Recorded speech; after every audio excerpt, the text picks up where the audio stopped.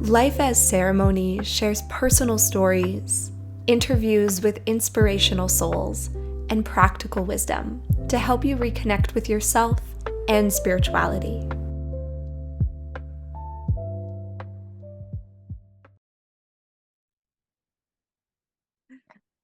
Welcome back to another episode of Life as Ceremony. Today we have Stephen Garrett joining us. He is an end of life coach, death shaman, and he was my instructor in school for grief and loss, death and dying, and spiritual wellness. Thank you for joining us today, Stephen. Hi, so good to see you again, Sam, and thanks for that lovely introduction. Yes. Just happy to be here with you, having a good old chat over a cup of coffee. Yeah, exactly. And that's exactly how I want this podcast to feel for people. Just listen to our coffee date. Yeah, Today it happens to be about death, so we hope you enjoy it. that Yeah, much. coffee right there. I already drank my coffee, so I got water, but cheers. Cheers.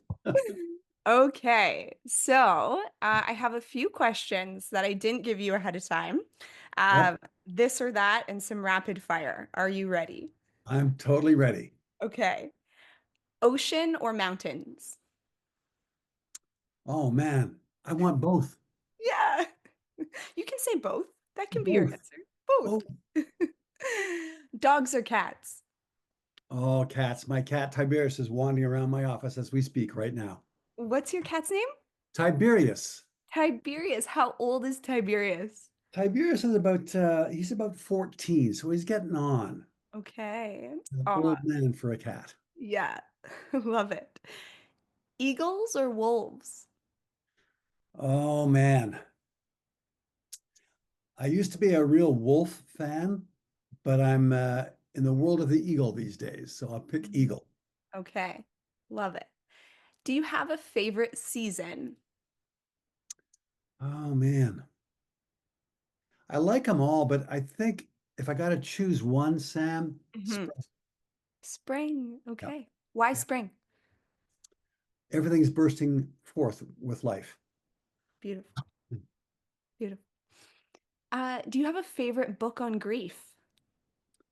Yeah, my own. Yeah. Actually, you can see behind me, I've got a lot of books on grief. Yes. Grief is a it's a marvel. And so I like to have many different books on grief because each author has their unique eyes, their unique brain, their unique ears. So there's many different ways to look at grief, and so I like to have them all. My favorite, Francis Weller's Wild Edge of Sorrow is way up there.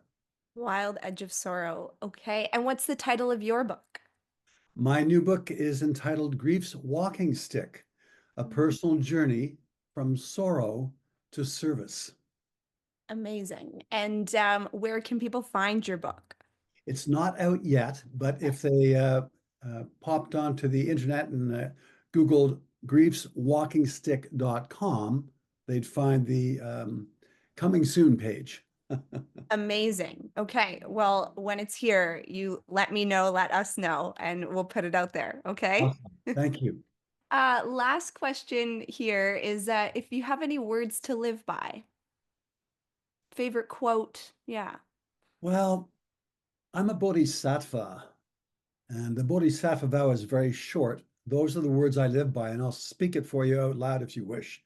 I've Mhm. taken this with a high-ranking Lama monk because I want to own it. I want to Mhm. mean it. And so the vow goes like this. I vow to move consciously into the pain of the world in order to help alleviate it. Mhm.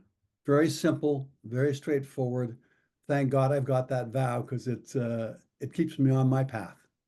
Yeah. Can you tell me a bit more about what that vow means to you or how it's changed your life?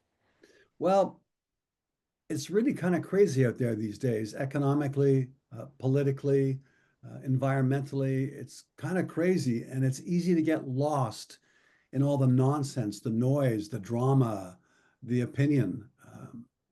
And getting lost in that stuff doesn't help.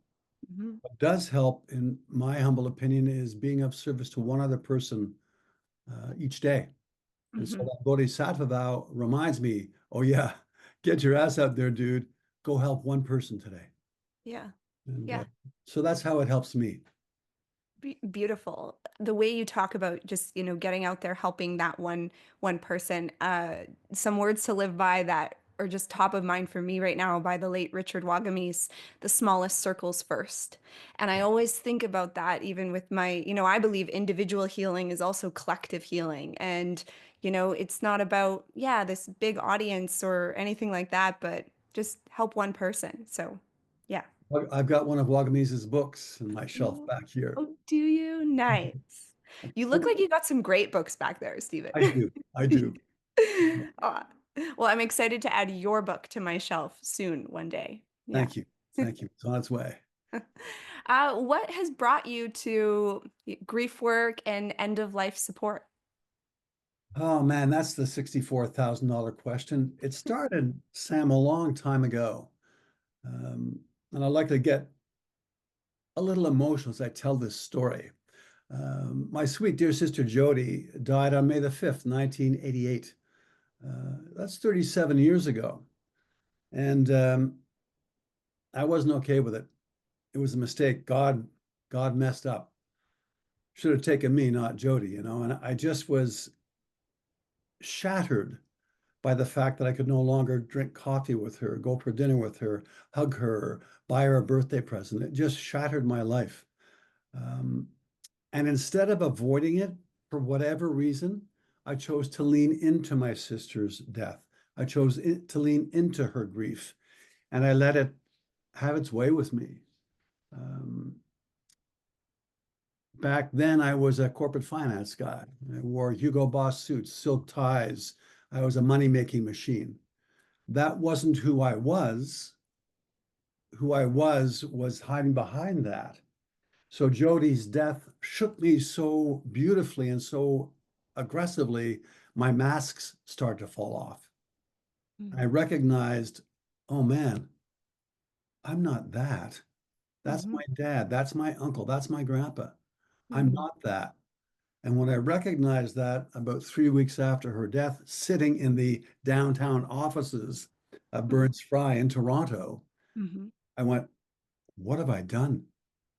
Oh my God, I've got to go. I got up and went right into the senior vice president's office and said, dude, I'm done. I got to get out of here. I got something else to do, and it's not this. Mm-hmm. And so I sold everything and moved from Toronto to the Sunshine Coast of BC and became a social worker. And so Jody's dying was one of the greatest gifts I've received in my life. And that may sound very odd to your listeners, but I am eternally grateful for her passing. And to this day, I miss her profoundly and deeply. I carry her with me wherever I go. Mm-hmm. So that's how I got started. And so death actually birthed me into my true self Mm-hmm. from my masked self. Mm-hmm. Yeah. And I've been doing it ever since. And the more I teach dying, death, grief, and loss, the more I love my life. Right? Yeah. Because Yeah. I got one shot at it, Sam, in this body. Whether Yes. I reincarnate or not doesn't matter. Yeah. In this body, I got one shot. And Mm-hmm. I know that to be true. Mm-hmm. So why would I waste this life in this body? Mm-hmm. My brother did when my brother died 7 years ago. And oh man, another beautiful, tragic death. And the two words can sit together, by the way. Mm-hmm. And I was at his deathbed. He'd been walking with cancer for 6.5 years. He was quite ill. We Mm-hmm. were at the Creston Hospital in the hospice room, the butterfly room. And the family had left to have a cup of coffee and some food, and they needed a break. End of life can be deeply emotional, especially when it's your loved one on the bed. And so just Pete and I. And I was compelled to ask him a very difficult question. Hey, Pete, you got any regrets? Oh, man. Right? The room went kind of silent. So we sat there quietly for a couple of minutes, and Pete said, two. I said, why don't you tell me the easiest one first? And he said, well, I treated my body like shit. I filled it with chemotherapy and radiation, all kinds of drugs to help save my life. I don't think I should have done that. I should have treated my body with a lot more respect.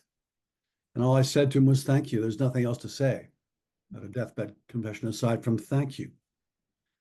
And the room went quiet again. I said, well, what's your number one regret? And I could see him struggling. He wanted to say it, but he didn't want to say it. And God bless him, he had the courage to share his number one regret with me. He said something like this: Stephen, I'm 61 years old. I've never fully jumped into my life.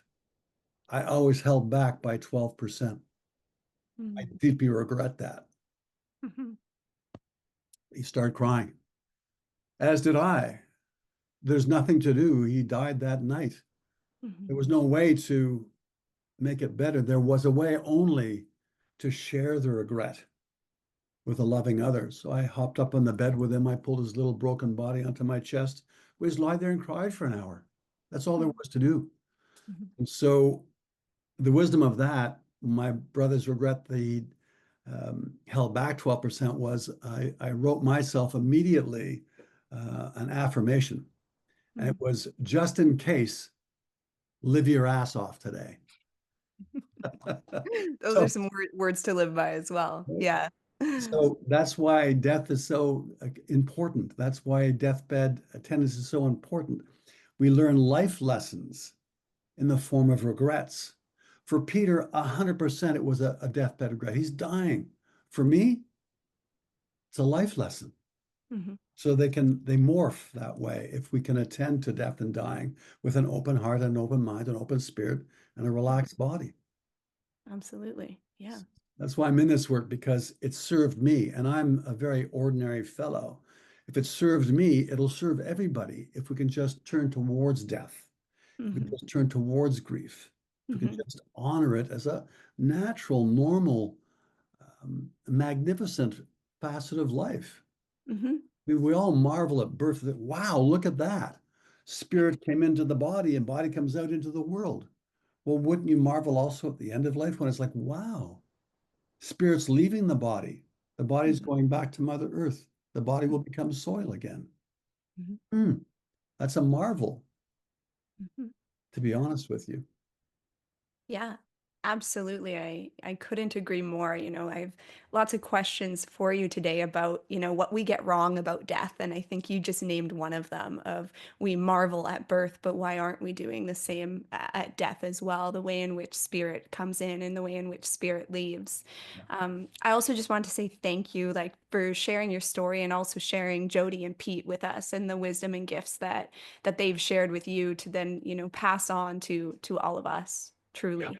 Yeah. Yeah, they're right with me. I have an altar here on my windowsill. I've got about a foot and a half windowsill deep, and I've got a picture of Jody, a picture of Peter, a picture of my dad, a picture of my mom with her urn with some ashes in it. It's my reminder spot where I remember my loved ones who have, as Michelangelo did with the statue of David, they're my Michelangelos. They chiseled me into the man I am today. Yeah, I like to absolutely. remember them and look at them every day and thank them. And Absolutely. I know, Sam, they're cheering their asses off for me. Absolutely. Yeah. Yeah. Can we dive into what else do you believe society gets wrong about death? Well, I think one of the things that they get wrong is they think it's a medical experience. It's in the realm of the hospitals Hmm. or the realm of the doctors and the nurses. It's not. Death is not a medical experience. Hmm. It's a social or family or neighborhood event. And that's where we've gone wrong over the last 125 years, Sam, is we've institutionalized death. It now occurs most times either in a long-term care home or a hospital. Hmm. We've also institutionalized or corporatized funerals. Hmm. 125 years ago, man, I'd be banging the nails into the casket. I'd be digging the hole with my neighbors. We'd be Yeah. lowering the casket in the ground ourselves. Now Hmm. we have a business that makes Hmm. hundreds of millions of dollars a year Hmm. to do all that for us. Hmm. It's a mistake. We've gone down the wrong path with death. We need to re-embrace it. We need to invite death back to life. It's only been 125 years that we kind of took a wrong turn, Hmm. but Hmm. it's hard now because two or three generations have gone by and we have not passed on the traditions, the rites, the rituals, the ceremonies that we used to from grandparent to parent to grandchild. We've lost all that. So we're death and grief illiterate. Hmm. Hmm. Even the way you talk about nailing, putting nails in the coffin or digging that hole, the word that actually came to mind for me right away was ceremony, the way in which we're Yeah, gathered in community, working together to honor someone's life and death. yeah. I'm curious to hear more from you about ritual and ceremony and the role that plays in helping people navigate loss, death, and dying, even within our systems, and how funerals and things have changed. Yeah. Yeah, for me, ritual is it's like a marker. It marks the end of something and at the same time the beginning of something new. Mm, For example, when I was lowering Sweet Jodie's casket into the ground, that's a ritual, mm, right? There were six pallbearers. We were all blessed to carry her body in the casket. We were all blessed to lower her into the ground. That ritual marked the end of Jodie's life formally, recognizably, meaningfully. It was a mental exercise, an emotional exercise, a physical exercise, and a spiritual exercise. It touched on all four realms of we human entities. mhm, mhm, So that ceremony ended something. And at the same time, it began something for me, a mhm, new phase of my life.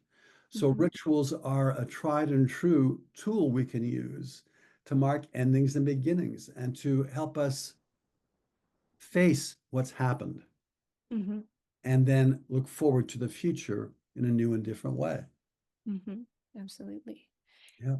And I'm curious if you could touch on ritual or ceremony around grief for people, or what do you like to do, or even working with death and dying. I imagine families and people themselves are coming to you for guidance around that because we are death illiterate. What Yep. do you share with them? How they can engage in ceremony or ritual? It's such a personal family by family process, Sam. There's not, some people like to light candles, some people like to burn incense, some people like to cook a meal, some people like to go to the gravesite and remember. There's so many things we can do. Mhm, And there's some commonalities for sure. But the important thing is that the ritual needs to be meaningful for the family. mhm, Sometimes you can go to churches and you can see people sitting in the pews and there's all these rituals going on and they're just numb because the ritual used to be alive. Then it kind of got into a habit. Now it's a tradition and it doesn't mean anything anymore.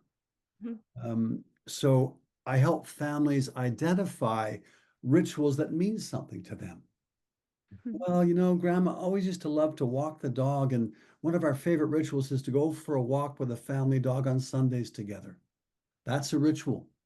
We walk where Grandma used to walk, and we tell Grandma stories. Perfect, you know? Beautiful. Other families like to sit quietly in their living room and light a candle Mhm, and just remember their loved one. mhm, Sometimes they talk about it, sometimes they write about it, sometimes they draw a picture, or mhm, they do all of them, sitting mhm, together with a candle glowing. Ritual can be anything we do with the intention for it to be a ritual. So that's what I work with families and I get curious, Sam, and I wonder what's meaningful for them. Yeah. What was meaningful for your grandpa? What was meaningful for your dad? What was meaningful for your brother? Mhm, How can we take that meaningfulness and turn it into a remembering or a ritual? mhm, Birthdays, Christmas, New Year's, Easter, Thanksgiving, all those are dates which we could turn into rituals mhm. in remembrance of and for and with. Mhm. I can imagine you really help people and their families just awaken to their own wisdom rather than engaging in something that might not be meaningful for them because they think they're supposed to, or this is what they saw was done or heard was done. Whereas when working with you, it's really coming up with something unique and so special to them that it's their very own form of ceremony to bring them into that connection and honoring and remembering. Yep, 100%. Hmm. And when we get the ritual right, You can see it in the eyes of the family. Their Mhm. eyes light up and Yeah. they become very alive in the Yeah. ritual. Same with grief, Sam. There's a bunch of different ways we can express our grief, not just talk therapy, not just tears. Mhm. Getting the right language at the right time for the right person is incredibly helpful. Mhm. One of my first clients years and years ago, her daughter was run down by a drunk driver at 10 o'clock at night in New York City, Mhm. gone. Mhm. Um, she reached out and got a hold of me and asked for some help. And she said, by the way, I don't do talk therapy. And I'm a talk therapist back in the day. I'm going, oh shit, what to do? So I got curious and I asked her, what do you do for fun? And what have you got any hobbies? And um, we discovered that she loved to paint. And it struck me, oh, so I said to her, and she allows me to use her name and she allows me to use her artwork. Uh, Luba, would you consider painting me your feelings? Mhm. And she did exactly what you did. She went, yeah. I said, great, here's the condition. You paint the feelings exactly the way they feel to you. Take a picture, email it to me, and I'm going to read your painting back to you in English language, in words, so you can understand you got yourself across to me. She said, Mhm. perfect. She clicked off the Zoom meeting and went straight to her studio. She did Amazing. a series of 9 paintings called Wow. Pain Has No Color over 18 months. And Wow. you could see her grief moving and evolving in each painting. Wow. Getting the right language is really important. Absolutely. I love that you also, it sounds like back in the day, leaned into your intuition as a talk therapist of how can I do something, offer something more body based when I'm a talk therapist. And I think just trusting, your intuition of meeting someone where they're at and going with your gut of what can I offer this person. 100%. Yeah, It's a bit risky for those of us in the helping business because we've got this kind of intellectual look at help. And absolutely. nice to have the theories and the tools, but then Yep. there's the leader, which is the intuition or the heart, Hmm. which will often take us in directions where the brain goes, dude, no, no, don't go down that path. But Yeah. you go down that path, magic happens. Hmm. Yeah, I do have questions for you about that. Even the way in which you refer to yourself, your titles are, end of life coach and death shaman. And I was wondering if you could share with us the difference between that and a traditional grief counselor or therapist, or even if you want to just share the way Stephen works versus the way some, not anyone specific, but those labels that our society is more comfortable or familiar with, clinical counselor and those kinds of things. Yeah, and clinical counseling has its place, and there are some great clinical counselors. That being said, that's not my walk. It's not my path. It's not my way.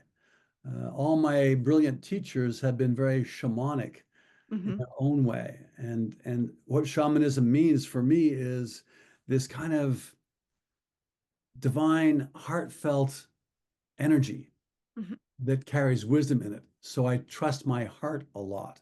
Hmm. Oftentimes in clinical counseling, it's intellectual. Hmm. There's these formulas and these questions and answers. In my shamanic work with grief and loss and death and dying, there's no formula, Hmm. which is a bit scary for some people when they think about, well, how would I do that?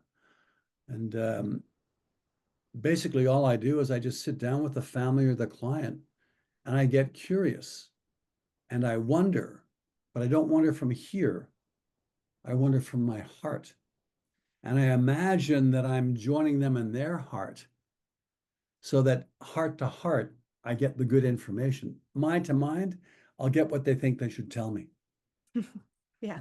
And from taking that approach, Sam, the questions come Hmm. that I can't imagine in my head, but they come from my heart. And I just ask them.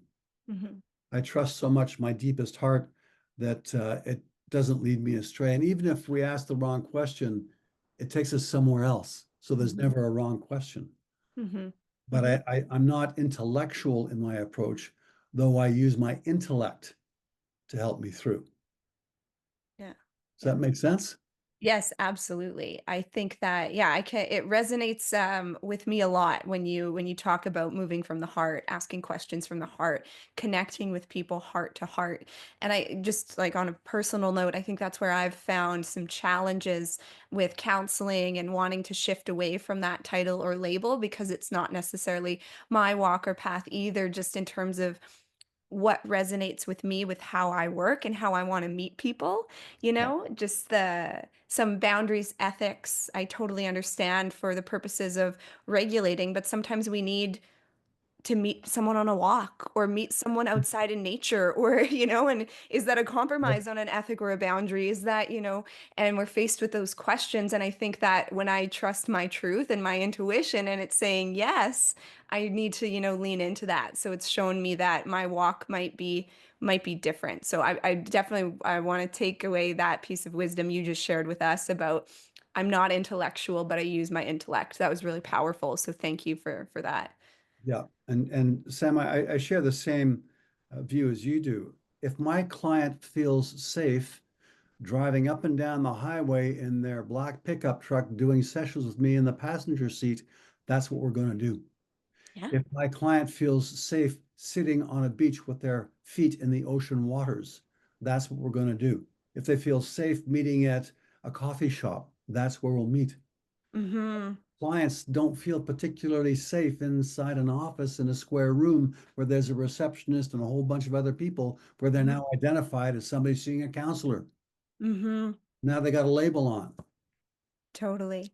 So Abs that's my approach, Sam, is I don't fit in I to don't fit in either.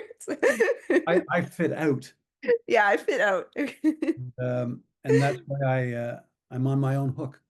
I've Yeah. worked for agencies, I've worked for organizations, I worked for nonprofits. I just find them a little bit like a straitjacket for me. Mhm. Mhm. Like I've got to fit in and then I lose my self Yeah. and then I don't do the good work that I'm capable of doing when I fit out. So Mhm. I don't fit in to organizations very well. I fit Yeah. out really well. Oh, yeah, you are speaking my language, and that resonates with me a lot. The way you described the straitjacket was like what came to mind for me was these wings, and I feel like I have wings and I'm so free without certain labels so that I can, just lean into my gifts or work the way that I'm simply meant to work.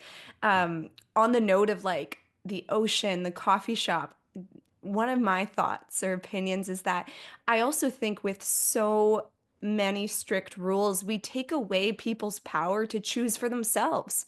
If they're asking that of you, why can't we say yes? If it's aligned for us and they want that too, why are we taking away, we got to give people more power and like allow them to feel empowered if they're like if they feel safe and comfortable in choosing a coffee shop rather than, you know?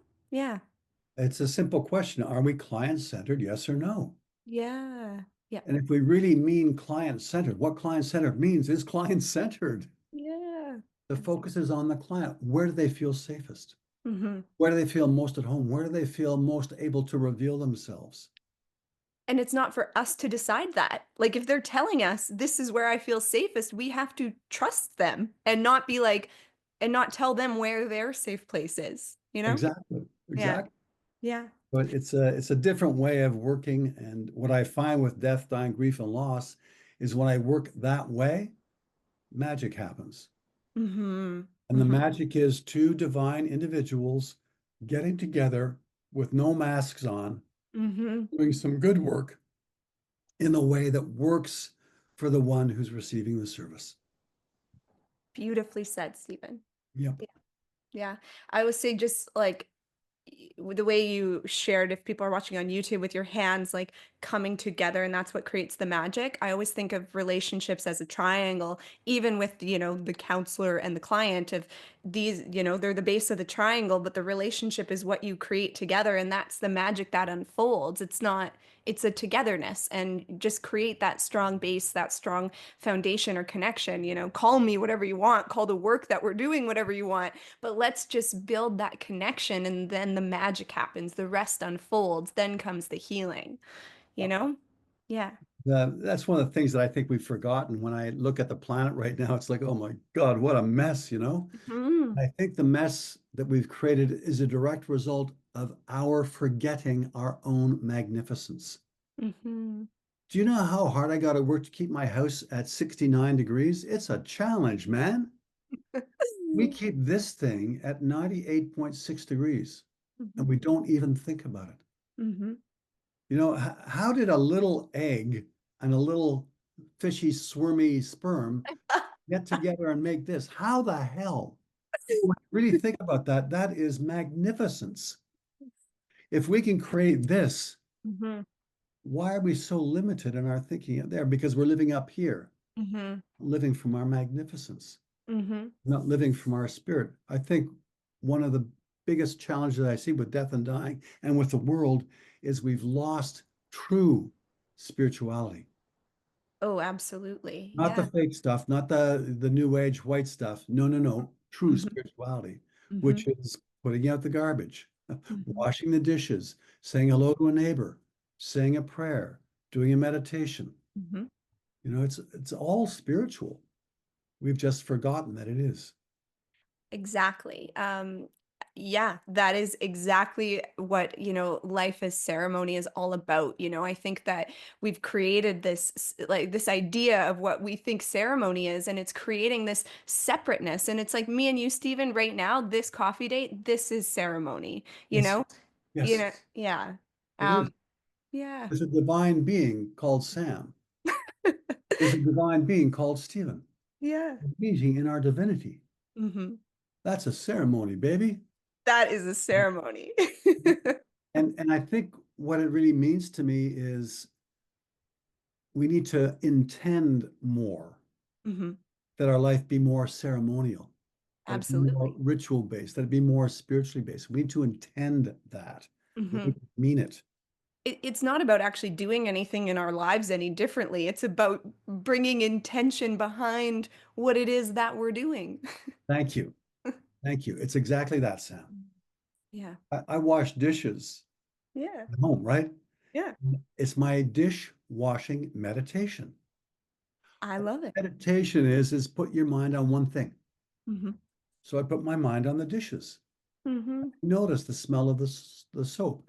I Hmm. noticed that the knife is a little cooler than the temperature of the plate, than the temperature of the water. I just Hmm. pay attention. That's all meditation is paying attention. And how magnificent is that? The way in which you even talked about the difference in temperature. It's like, it's magnificent. We just need to start noticing the magnificence in the mundane. But, here we are, taking a drink of water, not even thinking about the sacredness of water. And Yep, wow, if we acknowledge the sacredness of water every time we take a sip, how different would your life be? 100%.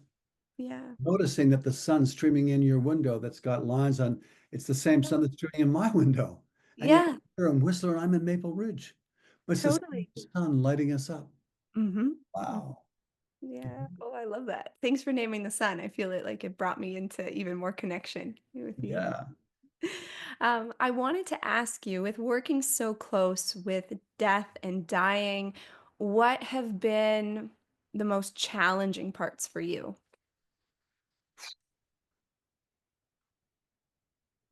I think those kind of unexpected sudden deaths, drug overdoses, Hmm. murders, Hmm. unexpected health issues, Hmm. um, child deaths. Those ones are the ones I find um, difficult because Hmm. they come out of the blue. Yeah. They're hard to deal with. It's like getting punched from behind on the bottom of the chin, you know? Hmm. Um, I also think sometimes when a loved one is choosing medical assistance in dying and the family is not on the same page, that's a difficult one. Hmm. Oh, because sometimes some of the kids feel dad or mom are quitting on them. Hmm. So those are the difficult deaths, especially drug overdoses these days amongst our teenagers. It's gone pandemic, especially in indigenous uh, Hmm. cultures. Hmm. Been a lot of time up in Yellowknife with the Dene and the Inuit peoples, and oh my goodness, the drug overdose deaths up there are pandemic. So those are difficult. And because what comes up for me is rage and then profound sadness, Hmm. and so how do you handle those really, really explosive emotions? They need to be handled. So How do you handle them? Like how do you move through that sacred rage, that deep sadness, or when you're met with these shocking deaths? How do you tend to what you need to tend to be with that person, that family, and continue to do the good work that you do? I've got a few close colleagues who I can cry with. Mm-hmm. I've got a few close colleagues I can yell and scream with. I have a deep relationship with Mother Nature. And Mm-hmm. I have dear cedar tree friends uh, who receive my rage and upset and transform it into energy for the planet. Yeah. So I make sure that I check in on a regular weekly basis to see if there's any um, residue in my body, mind, as a result of some of the things I've witnessed and seen. Mm-hmm. Sometimes I'll dance my anger out and just yell and scream and ah. Things like that are very, very helpful. Showers Mm-hmm. are very helpful in allowing the water to be a cleanse to take away any leftovers. Things Mm-hmm. like that, saying a prayer, lighting a candle. I Mm-hmm. make sure that I take great care of myself. It's actually one of the most important things we can do in this work is to take great self-care first Mm-hmm. and then take care of everybody else. And that's not selfish. Great self-care is actually a generous gift to our families and friends and clients and colleagues. Mm-hmm. Because if we don't take care here, how can we help over there? We can't. Mm-hmm. So thanks for asking that question. That self-care piece is a very important piece, and I tend to it on a regular weekly basis. Hmm. I can hear like Steve, you are so funny, and that's why I like love you so much. But I can hear like the seriousness in the self-care piece for you of like you take it really seriously, and and I mean that like it has a quality of respect to it, like respect for self, respect for clients, respect for people, humans, the planet, just by again taking care of you. Yeah.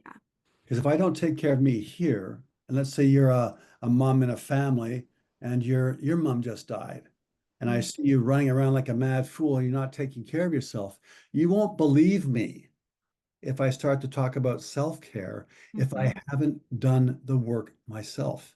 Mm-hmm. When I speak about self-care, I know what the cost is. I know what burnout looks like because Mm-hmm. I've been burnt out. Mm-hmm.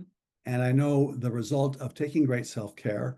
I'm 75, Sam, and I got so much energy to burn. I got I so much know. to offer, right? It's amazing. Why? I walk, I pray, I meditate, I serve, I eat well, Hmm. and I take great self-care, and I'm proud of that. Yeah. And it's a generous thing I offer my family and my friends and my clients. Yeah. Thank you for reminding all of us of how self-care is generous. Yeah, And it's, yeah, I love that word you paired with it. It's not selfish. It's actually very generous of us. It's our way to give back. Hmm. 100%. Hmm. Yeah. Um, I'm curious if you have any memorable stories or transformative moments or anything that comes to mind, anyone who comes to mind who would feel comfortable with you sharing, yeah, their story. Oh man, I'm so blessed. I've got so many amazing clients that have taught me, and my clients do teach me. Yes, Mm-hmm. I'm there as their guide, as their coach, as their shaman, but my Mm-hmm. clients also teach me. Mm-hmm. Um, I got a couple of stories. Um, one was with a family. Dad was really, really sick. He had cancer that had no remediation. The pain levels were through the charts. Cancer was in the bones. It was in his ribs. It was everywhere in his body. Um, he had another 12 to 18 months to live. And the suffering was so profound on him, his family were suffering. And so he made a conscious choice to um, apply for MAID and was approved. Okay. He had a wife and three kids. Two of the Mm-hmm. kids are on board. The wife's on board. But one of the boys wasn't. He was angry as hell at his dad. You're quitting on me. How dare you? So Mm-hmm. the family called me in. And I sat with the dad, I sat with the mom, I sat with the three boys, and just said hello and did my thing, got to know people a little bit. And I went straight to the young boy who was kind of sitting on the couch with his arms crossed, and you could see he was pissed. Mhm. So I said to him, oh, I called him honey because I'm kind of grandfatherly, so I can get away with it. I said, oh, honey, I can see by your body language and that look on your face, you're really pissed off at something. Likely because I'm here and it's reminding you that your dad's applied to have medical assistance in dying. Am I right? Yeah. I said, you're really angry at your dad, aren't you? Yeah. Didn't talk much. I said, can you tell me how angry you are and share with your family how angry you are? Yeah. Dad's a goddamn quitter. He's quitting on all of us. He should get in there and work hard to live, and he doesn't have any right to quit. I'm just really upset at him. I said, awesome. Thank you. That's great. Thank you. I had the family thank him as well. Mm. I said, so the family's heard you talking about your anger. Would you do me a favor and ask your dad to talk about his pain? Oh. Mm. I said, I put my hand on his little shoulder. I said, would you come and sit beside dad? And I'll sit beside you and I'll whisper little questions in your ear if you like, so you can hear dad's story. What do you think? And he said to me, do I have to? I said, no, you don't, but I'm going to encourage you to, because I think dad's story is important for you to hear. Would you give it a try? And you can stop if it's too much. He looked up at me with these beautiful little eyes. I said, really? I tapped my heart. I said, give it a shot, will you? Just for dad. And he did. And he said, Dad, what's it like being you, really? And I said to dad, tell him the truth. Don't hold back. Let him hear it. And dad spoke the truth. And the little boy sat there. He was 13. He sat there looking at his dad, stunned at how hard it was to be in his dad's body. Mm. He reached up and threw himself on his dad's chest. Dad, it's okay. You can go. Wow. Mhm. The end of the day, May Day came. Dad was a Harley driver, and he had some friends that were Harley drivers, and they were over on the island, Vancouver Island. All the Harleys were lined up in the driveway. The family was there, friends were there, the three boys were there, and the 13-year-old boy was there, and he was kind of the ringleader. He was so excited to be getting this organized with his dad. We wheeled dad's lazy boy chair out into the garage and parked it right beside his Harley so he could have his hand on the throttle. We instructed the doctor who came to administer the medicines, when death has occurred, would you please give us a wave? And the boys are going to rev their engines one last time, and they're going to go for a ride down the Coast Island Highway one last time with their brother. And so Wow. Doc came, and it was all set up. And you could just see the family sad, Mhm. full at the same time. Mhm. And they applied the medication, and dad died. And the doctor gave the wave, and the 13-year-old boy said, hit it, boys. Right. Oh, And wow. down the highway they went in a glorious Mhm. ride for the Mhm. who had just passed. Wow. So that's how you can take a really bumpy, difficult situation and lean in a little bit, Mhm. risk a little bit, because the reward was a family that really came really close together around the death of their father. Mhm. Could have gone the other way. Mhm. Could have gone sideways. He could have taken off, and he could have just left the family and done what he would do. But Yeah. we found a way to help him, and it helped the whole family. So that's Mhm. one story.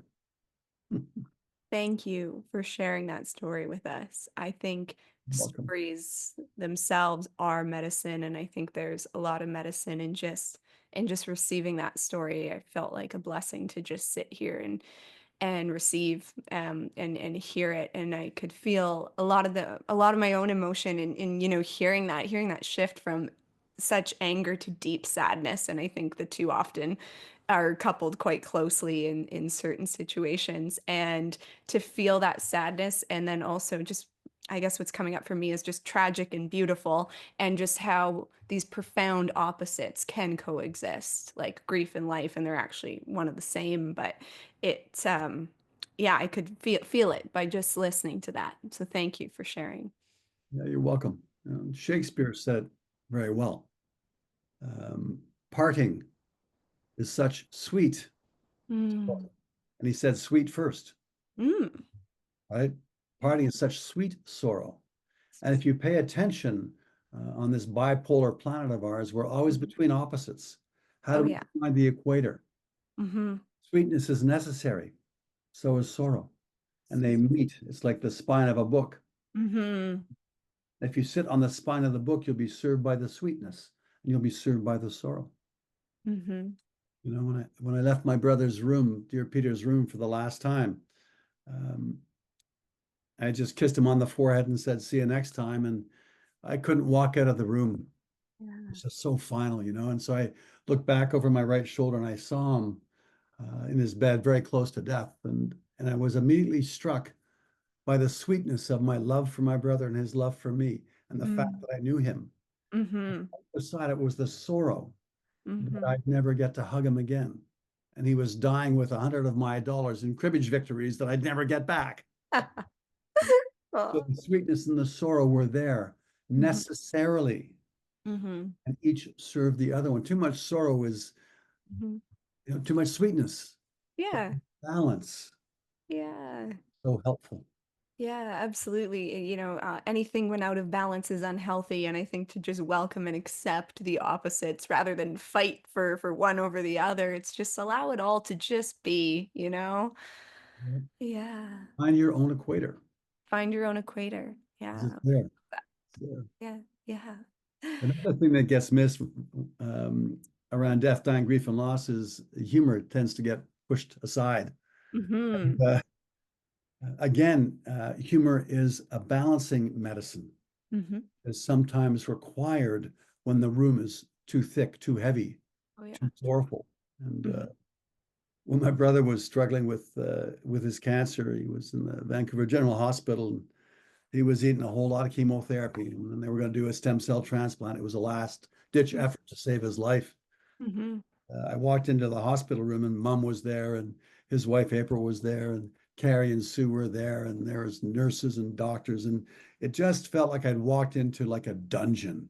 It was Mm-hmm. just like heavy, somber, and I couldn't help myself. I said to Peter as I walked in the room, "Hey, good morning, Kimo Sabi. How you doing today?"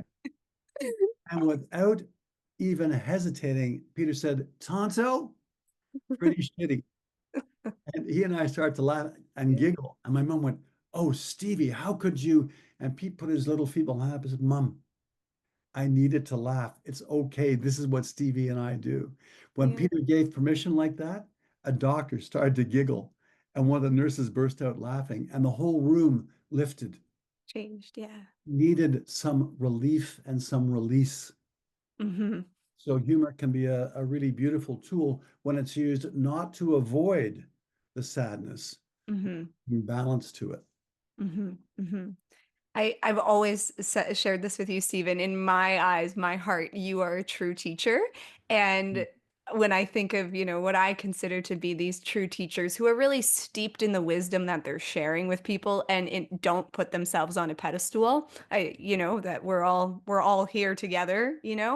And in my opinion, like the truest teachers I've ever come across always have this profound sense of humor and lightness that they're able to hold. And it's usually the opposite for those on the pedestal who are.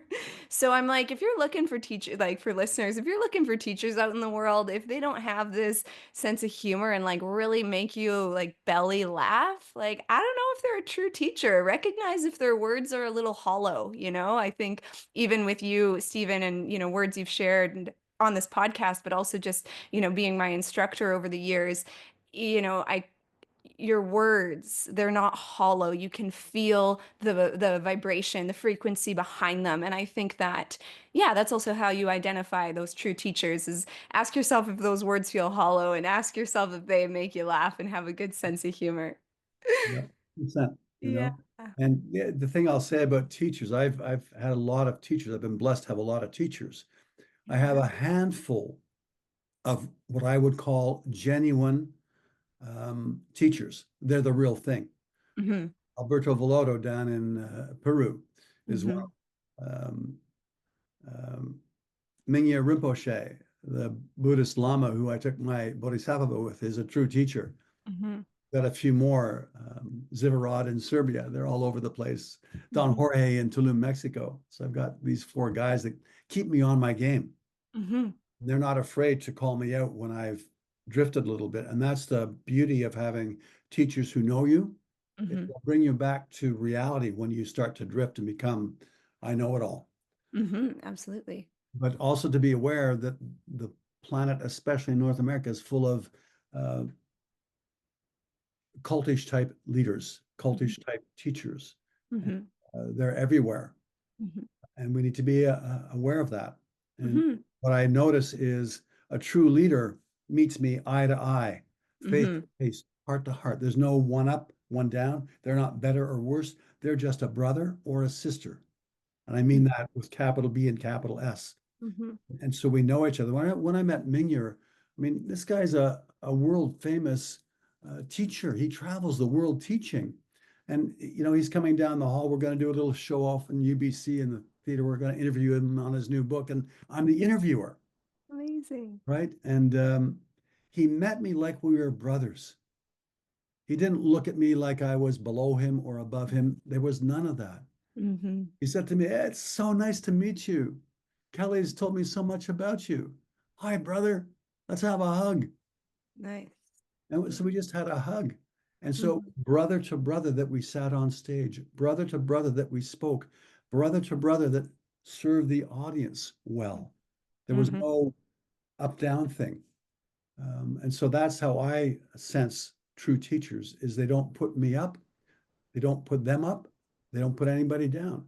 Mingyu will not let anybody bow down to him. He Hmm. refuses. He said, "We will bow to the Buddha nature in each other.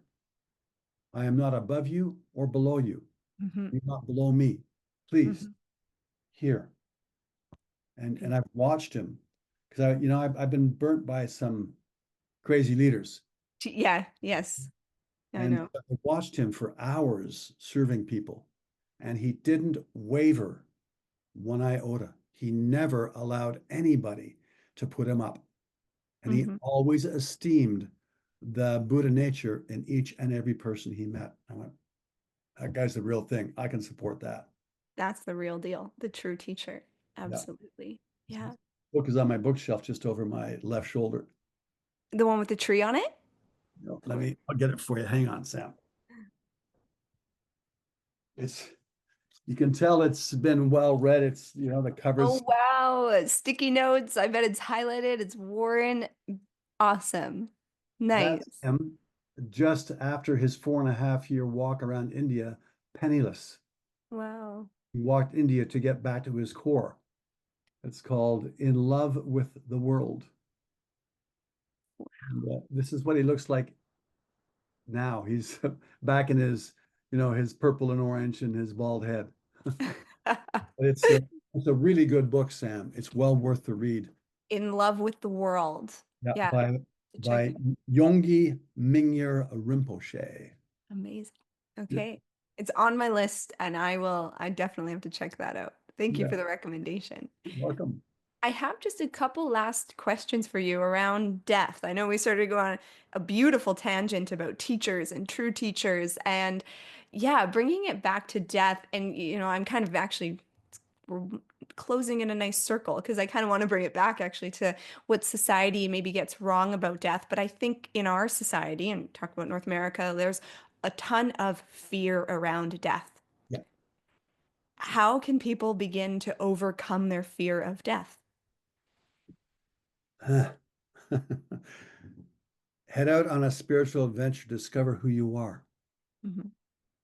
When we discover who we are, and we have what they call a direct experience of self, Kensho, Samadhi, Satori, whatever you want to call it, when we have that direct experience of who we are, death is no longer the Grim Reaper.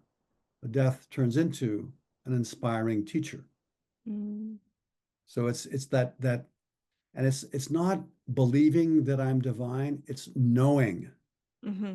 that I'm divine. Belief doesn't work. When people believe, when the deathbed is there and they're on it, and they only believe that, maybe Jesus is the way, but they don't know it, they'll Mm-hmm. ask. Hmm. So I've had some Christians ask that question, is Jesus really the way? If you don't know, you better find out because you're dying. I don't say that to them. Yes, yes. Yeah, I always ask a question. Well, what do you think? yeah. Is Jesus real to you? Yes or no? Is he the way? And they'll navigate it. But knowingness and believing are two very different things. And Hmm. death, our fear of death, is directly linked to our lack of true spiritual awareness. Hmm. Absolutely. And I think this might have even come up in one of your courses just around different cultures around the world, their thoughts and beliefs about death and how, in our society we see it as an ending, whereas in many cultures it's just simply viewed as a transition. And even in that language alone is quite transformational of how we might view death. Yeah. Hmm.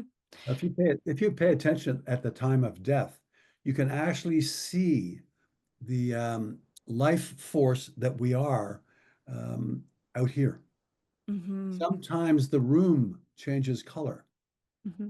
or sometimes the room has a sweet odor about it as Hmm. the essence we are leaves the body. I Hmm. saw my brother playing with, okay, I'm dying, so I better get used to out here. And you could see his energy. His body would go kind of still, but he Hmm. would be out here somewhere. Then he'd come back in his body. So I know that because I know who I am. I know who he is. I know who you Yeah. are. Yeah. So that knowingness is really important, Sam. Yeah, thank you for, differentiating between this believing and knowing. I can feel how much more embodied knowing is. Even hearing the word, I feel it in my body of like, okay, that's knowing versus believing. Yeah. Um, what do you believe or know ab about life after death? Oh man, not as much as I would like, um, but I know I will go on. There's a me here that is beyond time. There's a me here that's beyond definition. Uh, Hmm. and I've danced with that me on many occasions Hmm. in the pyramids in India, in the plains of the Serengeti, in the pyramids down in Tulum, Mexico, here in Vancouver. I've experienced the who I am, the what I am directly. Uh, Hmm. the jungles of Peru, and the Andes Mountains. The same me shows up everywhere I go. And so I know that I'm this divine, non physical being with the power of choice that is the basis of all things. I'm without time, I'm the space between everything. And knowing that, um, I'm not frightened of death. Mm. It's just like a graduation from this classroom to the next classroom. Yeah, And I know I've been absolutely. in classrooms before. Yeah. What's been the greatest thing you've learned in this classroom in this lifetime so far?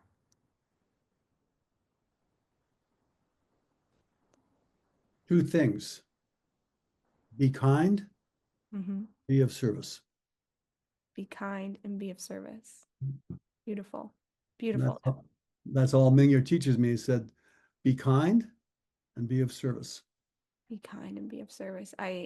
Yeah, this is feeling like such a beautiful place to wrap this up and really leaving people with that kindness and being of service.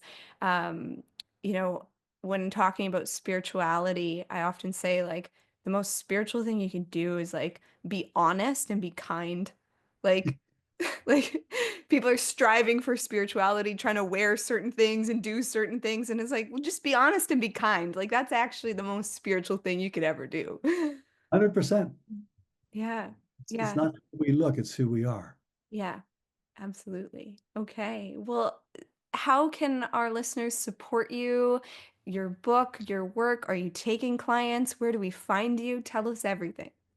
Well, if you go to griefswalkingstick.com, Hmm. you'll find me there. It'll have my email address, and I'll give you my email address now Yeah. on this call.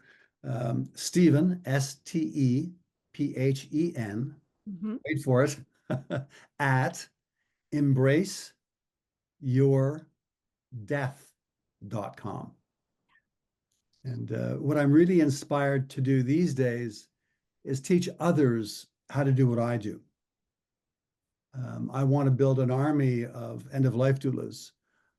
We've got a demographic seismic shift coming to our province, to our country, to our world. It's the baby boomer generation, and we're leaving in numbers never before witnessed on good old planet Earth. Hmm. We're going to need some help. Hmm. So I'm very intentional around where I spend my energy these last 5 or 10 or 15 or 20 years, whatever I've got left.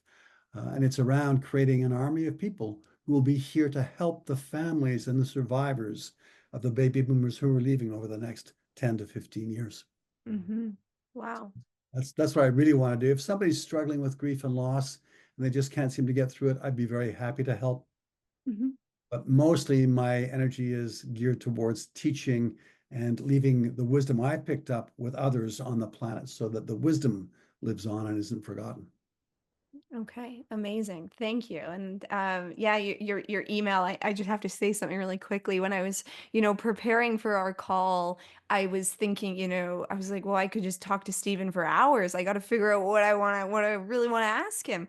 And the word kept coming up was like death, death, death, death, and dying. And, even in terms of grief, I knew it would tie into today's chat, but I just kept coming back to death. And then I was looking at your email and I was like, embrace your death. How did I know? Like, of course, we're going to be talking about death today. Yeah. Embrace your death. Yeah. So aligned for you. And I love it. Yeah. Uh, One last quick little story, and then I'll leave you to wrap us up for us. But I've got a tattoo on Okay. my chest, and it's a Maori skull. And so I'm not Maori, so I went to a Maori elder and said to him, dude, is it okay if I put this skull on my chest as a tattoo? He said, well, why do you want to do that? I said, well, I'm going to write on top, death, my dear friend, and on the bottom, an inspiring teacher. His eyes Mm. got big. He said, oh, yeah, do it. So um, my tattoos that I have are all spiritually based. They all Amazing. have meaning. And so Nice. that skull is, it's, hey, death is my dear friend, and death is my inspiring teacher. Wow. So if I can turn my fear of death into inspiration, so can everybody. Yeah, thank you for sharing that and that tattoo with us. And I feel like Maori, like New Zealand, keeps coming up for me. I traveled there last year, and I've talked about it with so many people on the podcast that for you to name Maori feels very like serendipity. And I think just that reframe of turning death into an inspiring teacher can also just shift how we look at it and shift our perception of it, which will help so many. So thank you for sharing that with us. And Stephen, thank you for your time. Thank you for sharing all of your wisdom with us, for being here. I hope you'll come back. And and yeah, just immense gratitude for you. Thank you, Stephen. Thank you so much, Sam. And yeah, I'd be happy to come back.